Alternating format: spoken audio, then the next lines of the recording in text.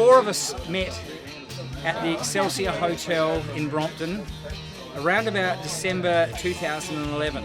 There was Paul Withers, Paul Kennedy, Peter Walters and myself, David Whyte. I've had a working background with tools, but I'm not a tradesperson as such, but always had some sort of interaction with tools and always a fascination and a working understanding of them and an enjoyment, and there was an interest in old tools, and it just seemed a natural progression for us to get together, bring the interest together and consolidate it, and then take it to the wider public. So we've formulated the South Australian Historical Tool Association.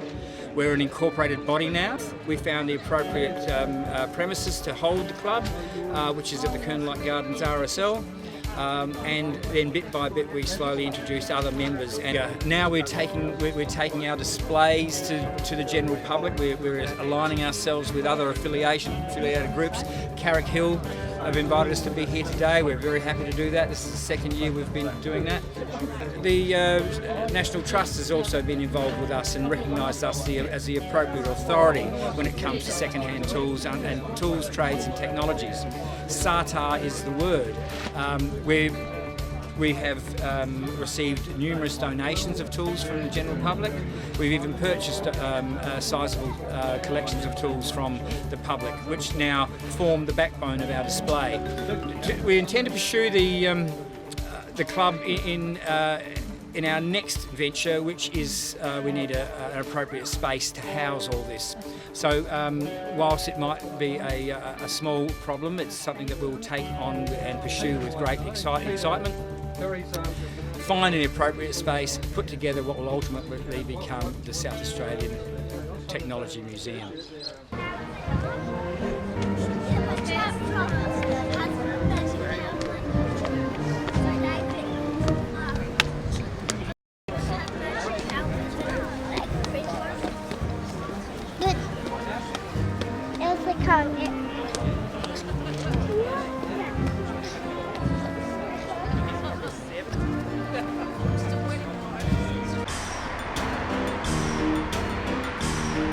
I started my tool collecting about 18 years ago when my first grandson was born, with the view to build a rocking horse. Two or three like-minded guys got together, and we used to have a display of tools that we'd recently bought over a meal once a month, and that was the start of the South Australian Historical Tools Association. That was a bit over 3 years ago. Since then we've increased in size. We've got a membership of upward of 60 at the moment, I think. We go to markets, we do swap meets, I attend a few auctions, go online. What's your original trade? It's a fitter and turner by trade. Do you have anything viewers might find valuable? Oh, look, I think I'd just like to see as many of the viewers come to our meetings and get a first-hand look at what we do and the types of tools that we collect. And what are your aspirations for the future? Just keep up with what we're doing. Preserve history. Hi, my name is Eddy Mignanelli and I'm a dairy farmer, and I'm also into antique tools. I started off collecting wheat bag needles. I have a large collection of them, and I also come across the iPods you put on the palm of your hand to push the wheat bag needles through the heavy thick bags. What's the strangest tool that you've ever come across? An old Cocky's wire strainer. So what you basically do is you put the wire through there, and as you twist the handle, the wire will wrap around like that. And you just keep turning until the wire is tight. Right. Yeah.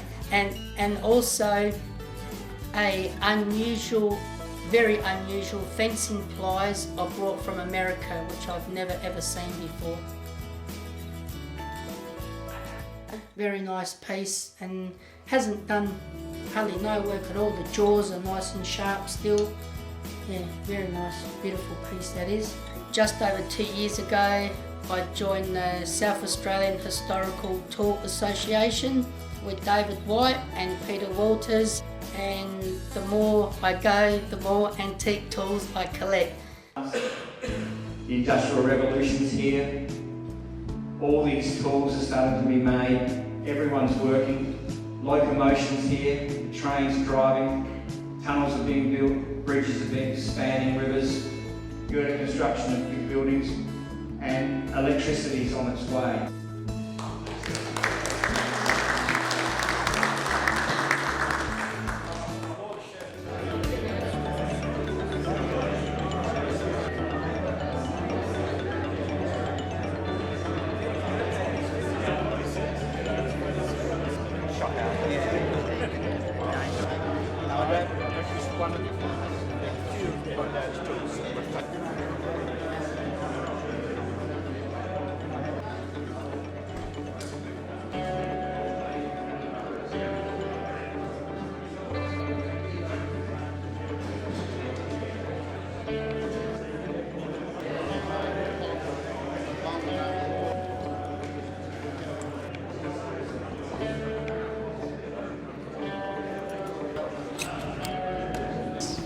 And I just had to say thanks to these guys that started this club up, because all this stuff was down in my shed rusting away. Some of these tools belong to my father's VSA spanner. A lot of people know that probably. He had 4 fittings on it. There's a little one here, just a small VSA spanner. A small oil can. This used to oil my mother's sewing machine. She was a tailoress and she had a commercial machine, so that was used for that. Do people know what this one is? Chain breaker, yeah. So that's it. Lovely. I'm actually very happy tonight because there's 3 other plumbers here, and I met 2 guys that I've known for the last 50 years, and it's good to catch up with Jeff Boundy and Bill Ashman. The tools over here are actually lead working tools, and if you have a good look at them, these are actually called lead dressers. Whenever you work lead, you've got to use wooden tools. You can't use any metal tools. That's a bobbin. You put that down a 4-inch lead pipe to keep the shape. We've had all different sizes of that, and this cloth here is called a wiping cloth. And when you used to do a ball joint, you actually are wiping metal, which is like lead or it's like solder. You had to wipe around. So to prevent your hand from getting burnt, you had to work it very quickly and just keep wiping it around. Hopefully next time I'll bring some other items. I was a hunter-gatherer rather than a collector. I'm not like in Petersville with every one of the Stanley products ever made. I just get anything that might look to be a bit of a lame duck and do some repairs on it just to bring it back to a serviceable condition so it still looks like it and probably did closer to when it was new, apart from the obvious uses, hammers, etc. Same with the draw knife, just make up a cover for it, clean it up and get rid of the rust and sharpen it so that it's serviceable condition, but it's also...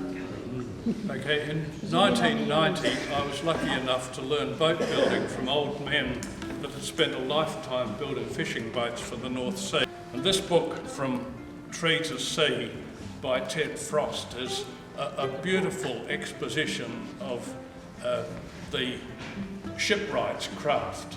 It's incredibly detailed from a chap that did his apprenticeship and went through to be a master tradesman.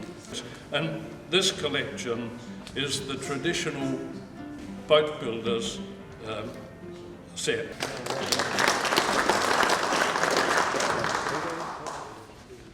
When I got this, it was a lovely shade of red. Really nice fire edge of red, cleaned up nicely.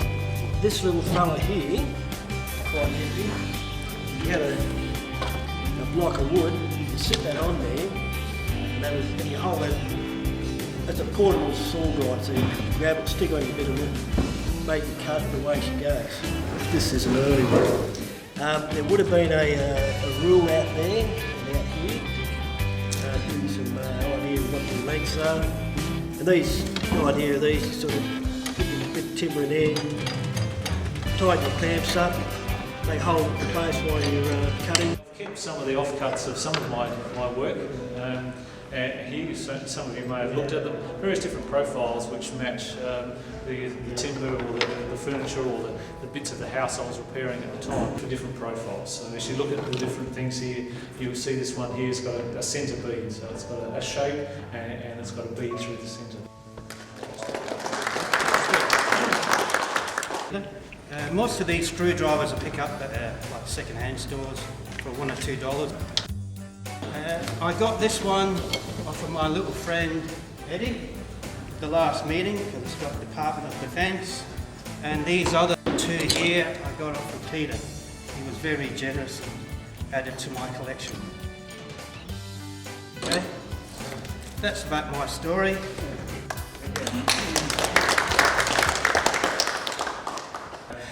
Books are very, very important to me.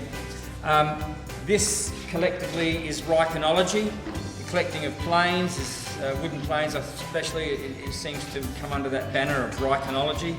Not easy things to find, and triple iron and 4 iron even harder.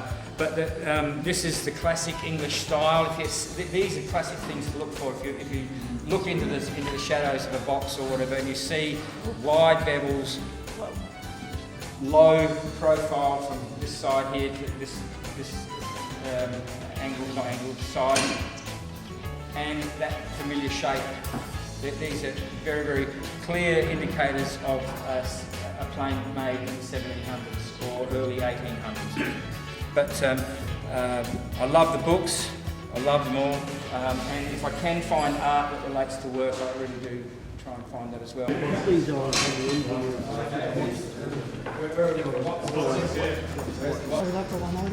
Okay. Yeah, does anybody know what this is? I brought it with an engineering voice, and it just comes apart, and it's also got 2 pins as well, and the pins come out, so they just go back in there. Print, letterpress type up into the forms, etc. Okay. But I can't guarantee that that's one of those, but it might be copied from. Yeah. Just come with an engineering voice. Yeah. So I'd reckon it's a spreader of some kind, I'd guess. Yeah.